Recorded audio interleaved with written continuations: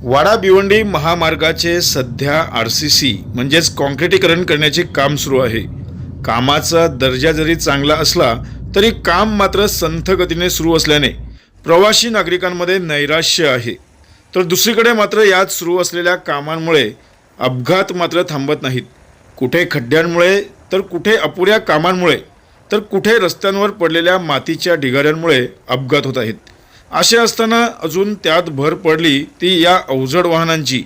बेकायदेशीरपणे पार्किंग या महामार्गावर अनेक ठिकाणी रस्त्यांचे काम सुरू आहे, त्यामुळे सिंगल लेनवर वाहतूक सुरू आहे आणि अशातच याच सिंगल लेनवर बेकायदेशीरपणे अवजड वाहने पार्किंग होत असल्याने अनेक वेळा छोटे मोठे अपघात देखील होत आहेत।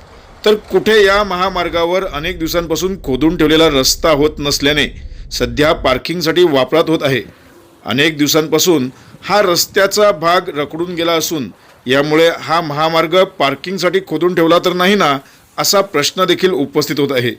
रस्त्यांचे काम घेतलेल्या कंपनीने लवकरात लवकर मार्ग तयार करण्याची मागणी आता नागरिकांमध्ये जोर धरू लागली आहे। त्यातच कुडूस नाक्यावर सर्व्हिस रोड व ओपन ब्रिज व्हावा यासाठी स्थानिकांसह राष्ट्रवादी शरदचंद्र पवार पक्षाच्या कार्यकर्त्यांनी महाविकास आघाडीचे भिवंडी लोकसभेचे खासदार बाळ्या मामा यांनाही निवेदन दिले आहे।